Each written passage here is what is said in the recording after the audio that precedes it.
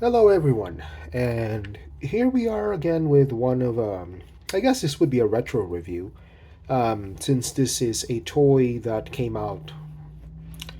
I think this was like 2006, 2008, and this is the DC Direct Harley Quinn 1/6 scale deluxe action figure. And it's a little bit misleading because they say that it's a 1/6 scale, but I think this is actually a little bit taller than your usual 1/6 scale. I think this might be a little bit over 12 inches. I mean, I'm just trying to measure here by the box, but I know for sure. I think because I have a Batman version of this, and I think that was just a little bit like 13, 14 inches. So it might be a little bit bigger than a 1/6 scale. And this was produced by DC Direct. Yeah, and as I mentioned, this is already dated, back in 2008. So let's zoom on the box first before we take her out of the figure. So there's a little bit of a literature here saying, this is Dr. Harlan Quinzel, um, and a little bit of a back history on Harley, and it just gives her this nice backstory, and then you have an art. You have like the Gotham vault there, and she has some stash of money, and I think, like I said, like this predates some of the modern hot toys, and when this came out, you know, this is as good as it gets, I think, in terms of like 1/6 scale collection. Back in the day, early 2000s. So I forgot how much I got her for. I think it was right around uh maybe 60, $70. That's on I think in a comic convention back in the day. Yeah, and then of course Harley became big. I mean, she was already big, and back in the day, but I think with especially with the Margot Robbie films, her fandom exploded, and so this is her original costume though from the 1990 from the 1992 93 Batman the Animated Series where she debuted. Um, uh, you know, Voiced by Arlene Sorkin, and so let's try and get her out of the box. Thankfully, the box has retained its integrity. It hasn't yellowed that much, like some of my other boxes. But yeah, let's take her out and see what we got. Okay, so Harley out of the box comes with a few accessories, not a lot. Um, she does come with her set of hands, so her black and red gloves here. Um, so you have like a closed-fisted one. Um, yeah, those are just closed-fisted, and you also have an open hand, and the other one's like a gun hand, right? And of course, what is Harley without her hammer? This is fairly hefty. Um, yeah, uh, and also you have her revolver. Well, I guess a shotgun magnum kind of type of revolver. But the bullets are huge. I mean, for her frame, right? And unfortunately, I lost one of the ammunitions for this.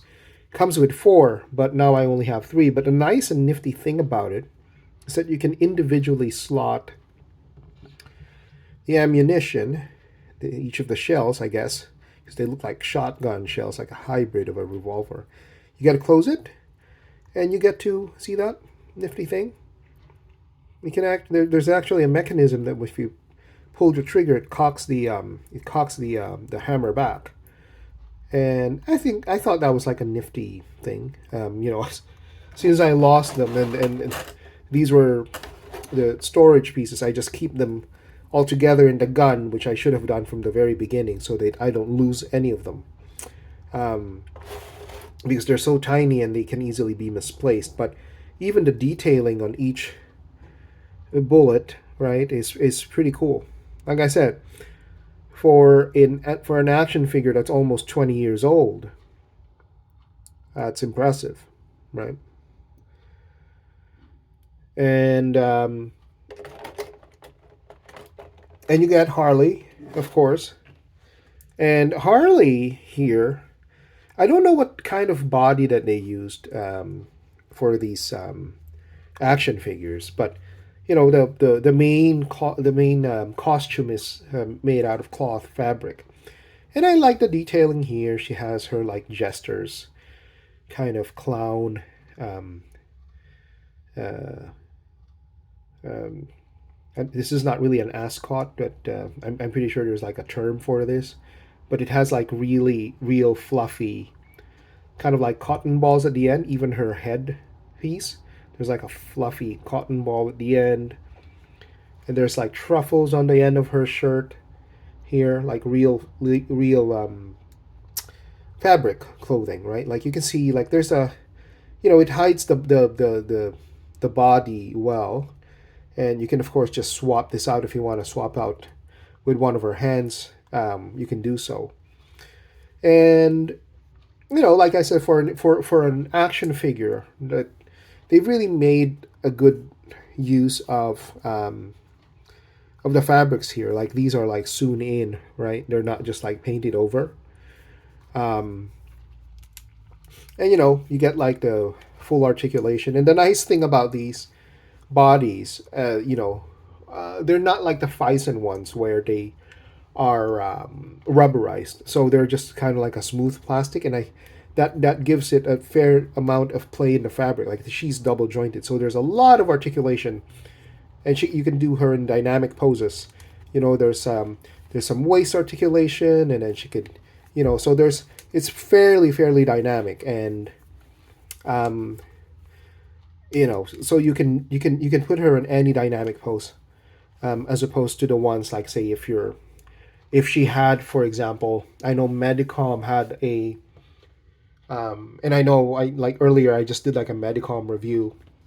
The problem with having Harley, for example, in a rubber suit or any action figure thereof, is that, of course, if it's a rubber suit, it limits the articulation. Even if you're using a very flexible, stainless steel Phison body, because of the nature of the leather and it degrades, it doesn't hold up as well.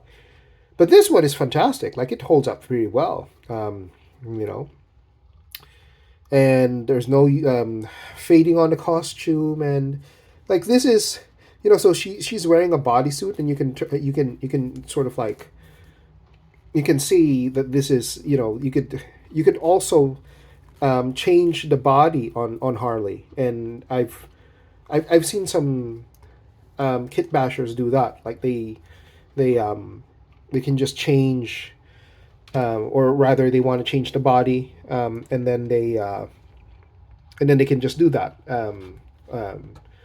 Swap it out for whatever replacement body that they can use. You know, Again, like I say, for a figure of its age, the head sculpt on this one is actually okay.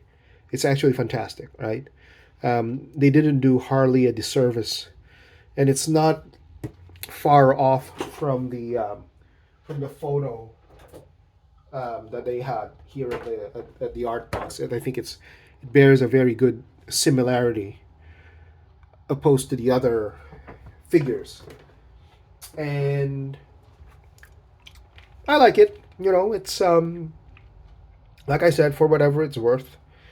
This is a good action figure, and I know there have been iterations of like other action figures from Mondo and stuff like that. I might grab Harley from Mondo. Who knows? At some point, if it goes on sale, or you know, um, but for now, this is kind of like my main 1/6 scale Harley. I really like the old Jester costume. Um, and much respect to the new costume that there's been one in like uh, was it Birds of not Birds of Prey, but the Harley movies, right? Suicide Squad and all that. I like that too.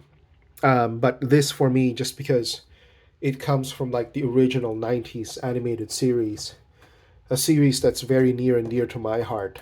This for me is always going to be like the classic Harley costume, and she does come with her own stand, right?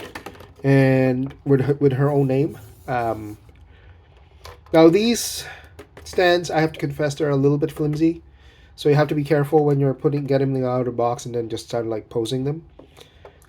Because these ones can be flimsy, but it's nice that they've embossed this with Harley Quinn's name, and they've done that with all of their action figures actually from this line.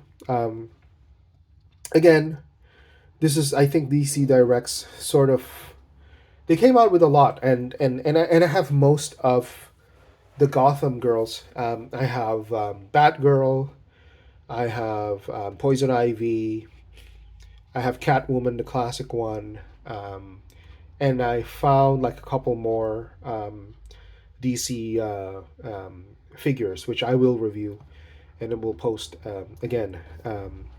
But like I said, for an action figure that's more than 15 years old, this is not so bad. Like you see, like that's a nice articulation right there. And you know, I'm not entirely sure how much Harley now is like this version of Harley is going on eBay.